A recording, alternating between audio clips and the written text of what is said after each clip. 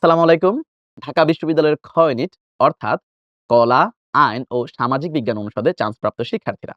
তোমাদের সকলকেই স্বাগত জানাচ্ছি উদ্ভাসের আয়োজিত ঢাবি খ সাবজেক্ট রিভিউ এর আরো একটি পর্বে। আজকের এই পর্বে আমি তোমাদের সাথে আছি তোমাদের আতিক ভাইয়া। আমার সাথে রয়েছে তোমাদের সকলের প্রিয় আরাফ ভাইয়া, তোমাদের সকলের প্রিয় রিয়াম ভাইয়া এবং তোমাদের মিম আপু। আজকের এই পর্বে আমরা মূলত ইংরেজি, international relations, public administration, communication disorder, disaster management, television films and photography, গণযোগাযোগ ও সাংবাদিকতা এবং আধুনিক ভাষা ইনস্টিটিউটের অন্তর্ভুক্ত ইসোল, French language and culture, Chinese language and culture এই বিষয়সমূহের ক্যারিয়ার, এই বিষয়গুলো কোন পজিশন থেকে পাওয়া যাবে এই বিস্তারিত আলোচনা করব। তো সবার আগে আমি চলে যাবো আমাদের মিম আপুর কাছে। মিম আপু, শিক্ষার্থীদের একটা বড় অংশের কিন্তু চাহিদা থাকে ইংরেজি পড়ার। তো সেক্ষেত্রে ইংরেজি যদি কোনো শিক্ষার্থী পড়তে চায়, তাহলে সেক্ষেত্রে তাকে কোন পজিশনে থাকতে হবে? এছাড়া ইংরেজির যে এত চাহিদা সেটার কোনো কারণ কি আছে? খুবই ইন্টারেস্টিং একটা প্রশ্ন। আসলে ঢাকা বিশ্ববিদ্যালয়ের বি ইউনিট যারা আসলে শিক্ষার্থী থাকে তাদের চান্স পাওয়ার পর একদম ১ম এই যদি কোনো সাবজেক্টের কথা চিন্তা করে, সেই সাবজেক্ট গুলোর মধ্যে কিন্তু ল, ইকোনমিক্স এবং ইংলিশ থাকে। তো বলা যায় একটা ঐতিহ্যবাহী এবং অন্যতম পুরাতন একটা সাবজেক্ট কিন্তু আসলে ইংলিশ এবং বৈশ্বিক চাহিদা হিসেবে একটা ইন্টারন্যাশনাল ল্যাঙ্গুয়েজ হিসেবে ইংলিশের যেমন চাহিদা আছে, সেটার কর্মস্থল আছে অনেক বেশি। অনেক কিছু চিন্তা করে কিন্তু তাদের মধ্যে দেখা যায় যে ইংলিশটা নেয়ার একটা প্রবণতা অনেক বেশি থাকে। এবার যদি আমরা একটু মেরিট পজিশন এর কথা বলি যে আসলে কোন মেরিট পজিশন এ এগুলা পাওয়া যায় বা কোন মেরিট পজিশন এ থাকলে স্টুডেন্টরা নিজেদেরকে সেফ মনে করতে পারে, তাহলে সায়েন্স এর ক্ষেত্রে কিন্তু ১০০-১৫০ এর মতো এরকম হচ্ছে সাধারণত থাকে রেঞ্জটা মেরিট পজিশন।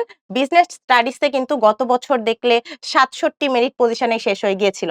এবং এবার যদি হিউম্যানিটিস এ আসি দেখা যায় যে ২০০ থেকে ২৫০ এরকম মেরিট পজিশন এ কিন্তু আসলে সাবজেক্টটা শেষ হয়ে যায় ইংলিশের।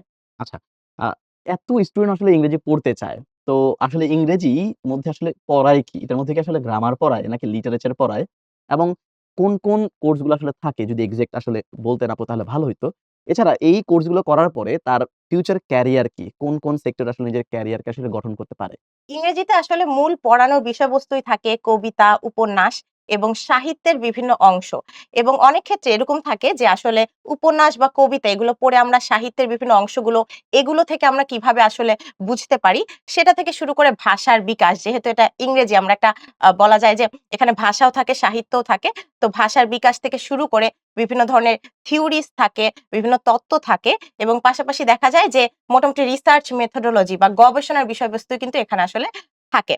এবার যদি আমরা ক্যারিয়ারের কথা একটু বলি, তাহলে ক্যারিয়ারে একদম বলা যায় যে বিসিএস তো আসলে ওপেন আছেই। বিসিএস এর শিক্ষা ক্যাডার সহ ওপেন আছে এবং বলা যায় যে বিভিন্ন ক্যাডারে BCS police cadre, admin cadre এসব ক্যাডারে কিন্তু আমরা দেখা যায় যে প্রায় বিসিএস এর রেজাল্টের পর ইংলিশ ডিপার্টমেন্টের অনেককেই আমরা দেখতে পাই অ্যালামনাই যারা থাকে।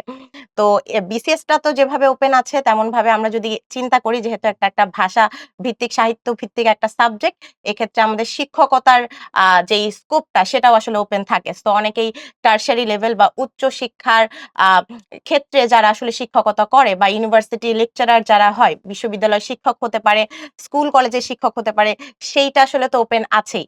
তো ওভারঅল যদি একটু বলি তাহলে ইংরেজি প্রফিশিয়েন্সি বা ইংরেজি দক্ষতা আসলে যেসব চাকরিতে দরকার হয়, সেসব চাকরিতে তো আসলে তাদের জন্য একদমই খোলা আছে। ওকে। ধন্যবাদ মিম আপুকে। আমি এরপরে চলে যাবো হচ্ছে আমাদের আরাফ ভাইয়ের কাছে। আরাফ ভাইয়া, আ ইংরেজির যেরকম হচ্ছে একটা চাহিদা আছে, সেইভাবে কিন্তু শিক্ষার্থীদের মাঝে আইআর নিয়ে অর্থাৎ ইন্টারন্যাশনাল রিলেশনস নিয়ে কিন্তু আগ্রহ থাকে। তারা হচ্ছে গিয়ে এই সাবজেক্টটা আন্তর্জাতিক যেই টার্মিনোলজি গুলা আছে, আন্তর্জাতিক রাজনীতি এইসব কিছু বুঝতে চায় এবং এই আগ্রহ থেকে এই সাবজেক্টটাও পড়তে চায়। এই সাবজেক্টটার কথা যদি আমি চিন্তা করি, তাহলে কোন মেরিট পজিশন থেকে আসলে এই সাবজেক্টটা পেতে পারে? এই ক্ষেত্রে আইআর সাবজেক্টের যে সিট ডিস্ট্রিবিউশন সেটা একটু ১ম এ জানতে হবে। এক্ষেত্রে সায়েন্সের জন্য সিট আছে ৩৫ টা, কমার্সের জন্য সিট আছে ৫ টা এবং আর্টসের জন্য সিট আছে হচ্ছে ৪০ টা। তো এই ক্ষেত্রে আমরা যদি বলি যে সায়েন্সের ক্ষেত্রে মোটামুটি ২০০ থেকে ২১০ পজিশনের মধ্যে আইআর পাওয়া যেতে পারে। কমার্সের ক্ষেত্রে মোটামুটি ৬০ এর মধ্যে থাকলে অর্থাৎ ৬০ এর মধ্যে থাকলে আইআর পাওয়া যেতে পারে। আর আর্টসের ক্ষেত্রে যদি বলি তো সেই ক্ষেত্রে মোটামুটি ২৮০ থেকে ৩০০ সেফ জোন বলা যেতে পারে। আচ্ছা ভাইয়া, স্টুডেন্টদের মাঝে আসলে সবসময় ইন্টারন্যাশনাল রিলেশনস সাবজেক্টটা শুনলে মনে হয় যে হয়তো সবকিছু আন্তর্জাতিক রাজনীতি নিয়েই পড়াবে হয়তো।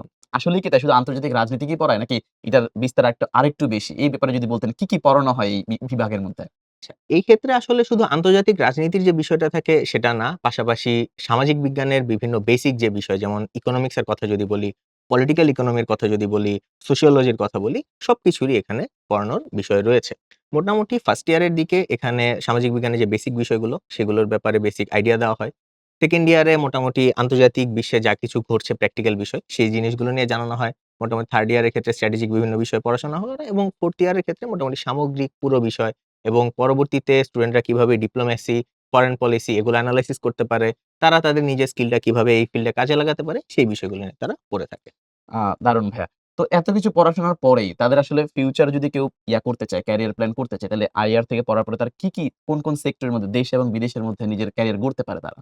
আচ্ছা, এই ক্ষেত্রে ১ম এ আমার একটা মিথ বাস্ট করা প্রয়োজন। মিথটা হচ্ছে আইআর পড়লে মনে হয় ফরেন ক্যাডারে আ কি বলবো কোটা পাওয়া যায়। এটা নিয়ে সবার হয়তো একটা ধারণা আছে কিন্তু এই ধারণাটা আসলে ভুল। আইআর এর জন্য আসলে আলাদা করে কোনো ফরেন কোটা নাই। তবে আইআর এ কিন্তু আইআর থেকে পড়ে অবশ্যই ফরেন ক্যাডারে কেউ যেতে পারে। পাশাপাশি অন্য যেকোনো জেনারেল ক্যাডারেও যেতে পারে। এছাড়া আইআর এর যেই পড়াশোনার বিষয়গুলোর কথা বললাম, এগুলোর কিন্তু আন্তর্জাতিকভাবে অনেক ক্ষেত্র রয়েছে এই সাবজেক্টের চাকরির। তো সেই ক্ষেত্রে আন্তর্জাতিক বিষয় নিয়ে যেসব এনজিও কাজ করে, যেসব আইএনজিও, মাইগ্রেশন প্রবলেম নিয়ে যারা কাজ করছে, শরণার্থী সমস্যা, তারপর রিফিউজি সমস্যা ইত্যাদি যেকোনো সংস্থায় তারা কিন্তু কাজ করতে পারে। আমি এরপরে চলে আসতে চাই আমাদের রিয়াম ভাইয়ের কাছে। রিয়াম ভাইয়া, হুম। আ আমাদের কিন্তু শিক্ষার্থীদের একটা বৃহৎ অংশ সাংবাদিকতা এই পেশাটা নিয়ে কিন্তু একটু ফ্যাসিনেটেড থাকে। তারা সাংবাদিক হতে চায় এবং এই কারণে তারা কিন্তু গণযোগাযোগ ও সাংবাদিকতা পড়তে চায়। তো আমাদের একজন শিক্ষার্থী যদি এই গণযোগাযোগ ও সাংবাদিকতা পড়তে চায়, তাহলে তাকে কোন মেরিট পজিশন আসলে হোল্ড করতে হবে? যদি আমি সায়েন্স, কমার্স এবং আর্টস এর প্রত্যেকটা জানতে চাই। সাংবাদিকতা খুব একটা মজার সাবজেক্ট। এই সাংবাদিকতা ডিপার্টমেন্টটা ঢাকা বিশ্ববিদ্যালয়ে ১৯৬২ সাল থেকে শুরু হয় এবং যদি আমরা দেখি এখানে ৬৫ টা সিট আছে। তার মধ্যে মানবিক থেকে ৩২ টা, বাণিজ্য থেকে ৮ টা এবং বিজ্ঞান থেকে আমাদের আছে ২৫ টার মতো আসন।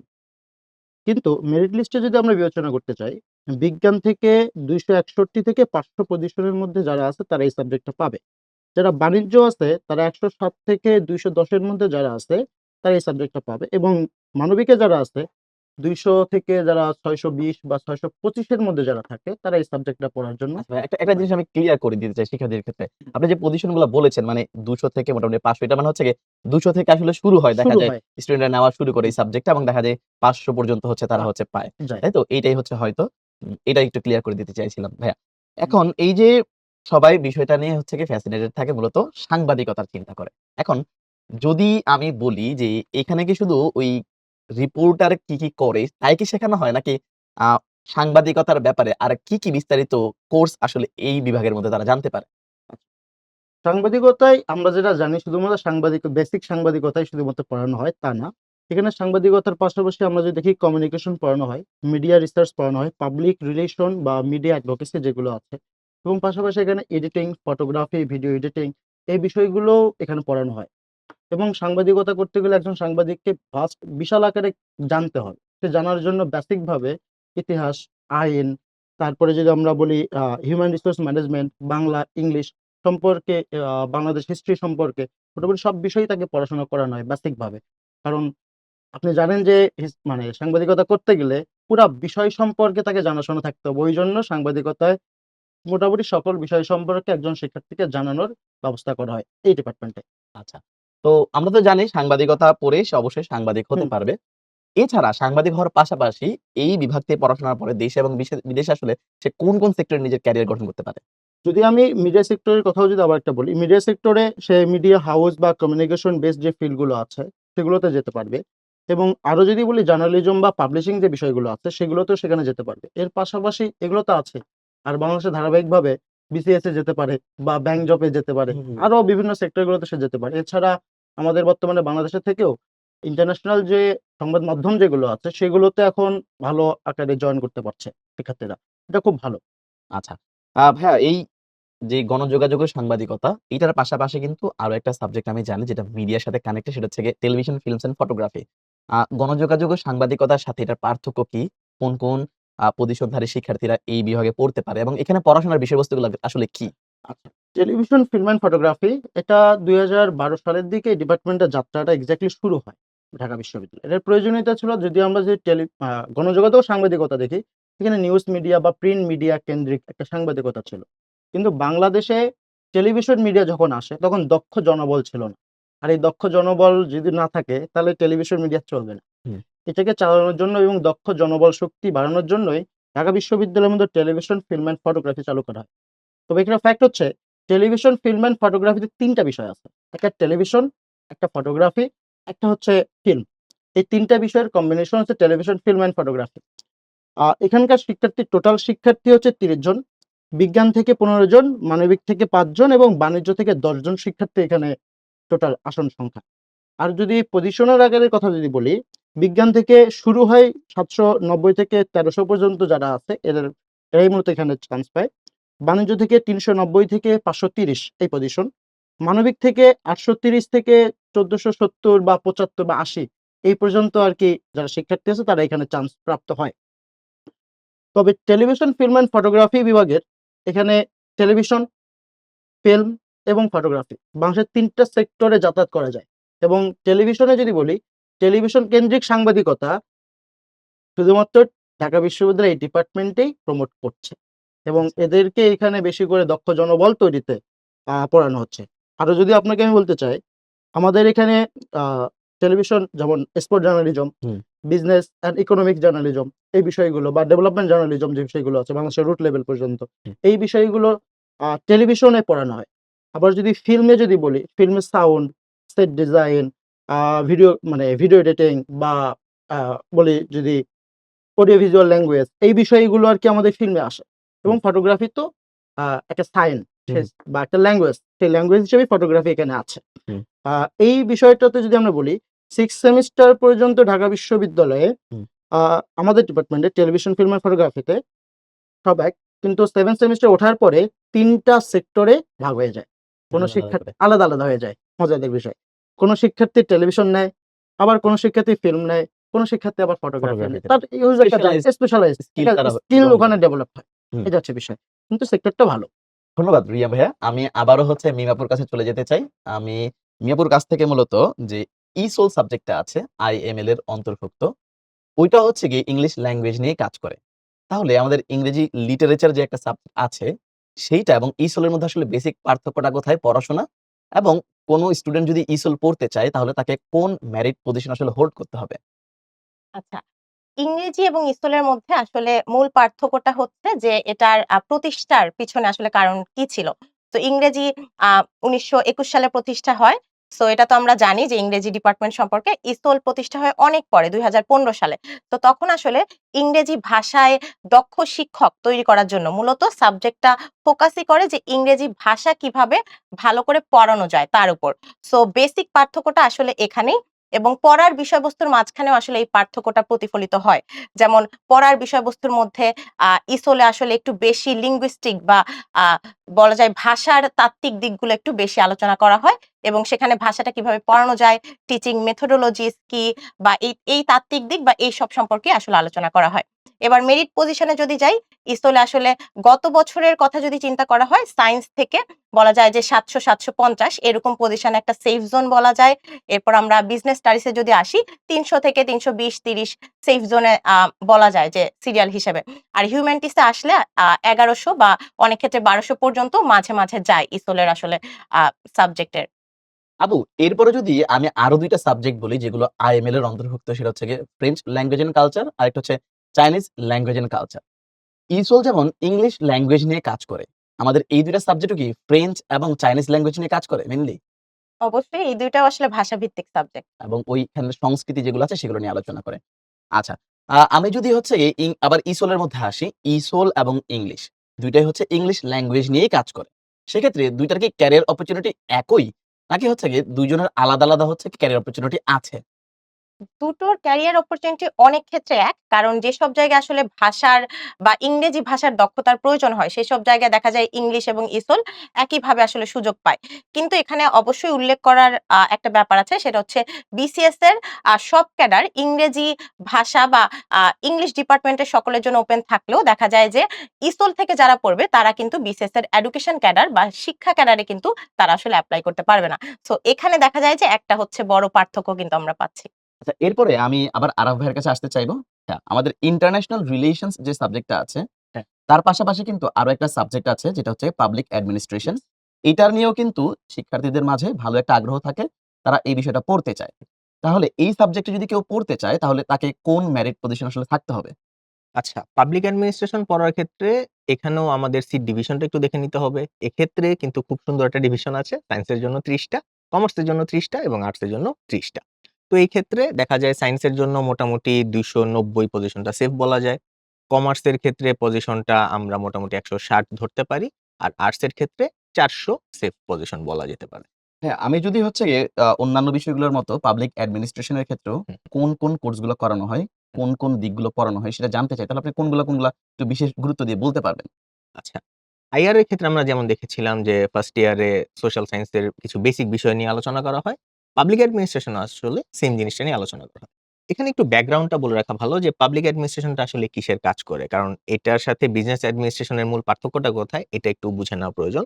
মূলত পাবলিক অ্যাডমিনিস্ট্রেশন কাজ করে সরকারি যে প্রতিষ্ঠান রয়েছে অর্থাৎ সরকার কিভাবে চলে সেই বিষয়টার উপর ফোকাস করে।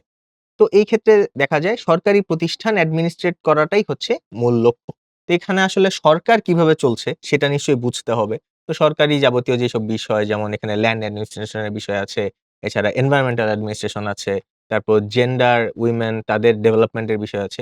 ইত্যাদি বিষয় নিয়েও কিন্তু এখানে পড়ানো হয়। পাশাপাশি এই সব বিষয় জানতে হলে আসলে সোশ্যাল সায়েন্স এর বেসিক বিষয়গুলো কিন্তু জানতেই হবে। যার কারণে সোশিওলজি, ইকোনমিক্স, বাংলাদেশের পাবলিক অ্যাডমিনিস্ট্রেশনটা আসলে কিরকম এই বিষয়গুলো নিয়ে সেখানে কিন্তু আইডিয়া দেওয়া হয়। হ্যাঁ, একটা বৃহৎ পরিমাণ শিক্ষার্থী কিন্তু একটা ধারণা থাকে যে, যেহেতু পাবলিক অ্যাডমিনিস্ট্রেশন, হয়তো সে পাবলিক অ্যাডমিনিস্ট্রেশন পড়েই হয়তো বিসিএস এর মধ্যে অ্যাডমিন ক্যাডার হয়ে যেতে পারবে কিংবা কোন সুযোগ সুবিধা পাবে। আসলেই কি তাই? না, এখানেও আসলে বলতেই হচ্ছে যে আরেকটা মিথ আমি বাস্ট করছি যে পাবলিক অ্যাডমিনিস্ট্রেশনেও আসলে বিসিএস এ কোনো ক্যাডার নাই। পাবলিক অ্যাড পড়ে সরাসরি অ্যাডমিন ক্যাডার হওয়ার সুযোগ নাই মানে কোটার মাধ্যমে।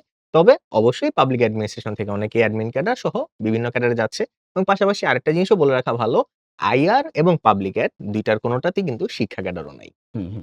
মানে আমরা জানতে পারি যে পাবলিক অ্যাডমিনিস্ট্রেশন পড়ে হয়তো কেউ বিশেষভাবে আলাদা করে হচ্ছে অ্যাডমিন ক্যাডার হতে পারবে হতে না। তবে পারছে। হ্যাঁ, একজন অ্যাডমিন যেরকম হওয়া উচিত, হওয়া যে উচিত, গুণগুলো হ্যাঁ। থাকা উচিত সেই হ্যাঁ, গুণগুলা কিন্তু সে সেই এই সেখানে গ্র্যাজুয়েশনের পাচ্ছে। পর্যায়ে কিন্তু অর্জন করতে অর্জন পারবে। করছে। ওকে। আসলে মূলত পাবলিক অ্যাডমিনিস্ট্রেশনের যে জন্মটা সেটা শুরুই হয়েছিল একজন দক্ষ প্রশাসক গড়ে তোলার জন্য। এবং এখানে যে কোর্স ডিজাইন সেক্ষেত্রে আসলে একজন প্রশাসক কি রকম ভূমিকা পালন করবেন, তার কি করা উচিত, লিডারশিপ, অর্গানাইজেশনাল বিহেভিয়ার সবকিছুই কিন্তু আসলে এখানে পড়ানো হয়। এবং পাশাপাশি ইন্টারন্যাশনাল অর্গানাইজেশন যেগুলো আছে আন্তর্জাতিক এনজিও গুলা, তারা তো মূলত সরকারের সাথেই কাজ করে থাকে। তাহলে সরকারের ভিতরের সেটিংটাও কিন্তু জানা খুবই প্রয়োজন। এই কারণে যারা পাবলিক অ্যাডমিনিস্ট্রেশন থেকে পড়ে থাকে তারাও ইন্টারন্যাশনাল এনজিও গুলোতে বেশ ভালো প্রেফারেন্স পেয়ে থাকে চাকরির ক্ষেত্রে। এরপরে আমি আবার চলে আসবো আমাদের রিয়াম ভাইয়ের কাছে। রিয়ামের কাছে আমি সর্বশেষ জানতে চাইবো, আমাদের হুম। আরো ২ টা যে সাবজেক্ট আছে ডিজাস্টার ম্যানেজমেন্ট এবং কমিউনিকেশন ডিসঅর্ডার। এই বিষয়গুলো নিয়ে শিক্ষার্থীদের মধ্যে আগ্রহ আছে। কিন্তু এগুলা সম্বন্ধে আসলে খুব বেশি হয়তো শিক্ষার্থীরা জানে না। আমি রিয়াম ভাই থেকে জানতে চাইবো আসলে এই বিষয়গুলা পড়ার জন্য শিক্ষার্থীরা কোন মেরিট পজিশন এ থাকতে হবে? পাশাপাশি এই বিষয়গুলোতে কি পড়ায় এবং এই বিভাগগুলো থেকে পড়ার পরে শিক্ষার্থীদের কেমন ক্যারিয়ার গঠনের সুযোগ রয়েছে? এই সার্বিক বিষয়গুলো কিন্তু আমি জানতে চাই রিয়াম ভাই থেকে। কমিউনিকেশন ডিসঅর্ডার তার মোট শিক্ষার্থী হচ্ছে ৪০ জন, মানবিক থেকে ২০ জন, আর বিজ্ঞান থেকে ২০ জন। আর যদি মেরিট পজিশন যদি আমরা দেখি, তার মানে বিজ্ঞান থেকে এখানে কমার্সের কোন শিক্ষার্থী থাকছে না, না? কমার্সের কোনো ওকে। শিক্ষার্থী এখানে নাই। বিজ্ঞান থেকে ৮০৫ থেকে ১০৮০, মানবিক থেকে ৬৫০ থেকে ১৪৫০ বা ১৪৬০ এর আনুমানিকের কাছাকাছি। তবে এখানে পড়ানোর বিষয়টা হচ্ছে লিঙ্গুইস্টিক যে বিষয়টা আছে এর উপরে বেশি ফোকাস করা হয়। এর পাশাপাশি আমরা যদি দেখি কমিউনিকেশন বা human communication, psychology, physiology, anatomy এই বিষয়গুলো বেশি পড়ানো হয়। যেহেতু এটা একটা প্যাথোলজির সাবজেক্ট, এই বিষয়গুলো আ একটু বেশি গুরুত্ব আরোপ করা হয়। এবং এখানে ২ বছর হচ্ছে থিওরি পড়ানো হবে এবং ২ বছর হচ্ছে প্র্যাকটিস যেটা করানো হয়।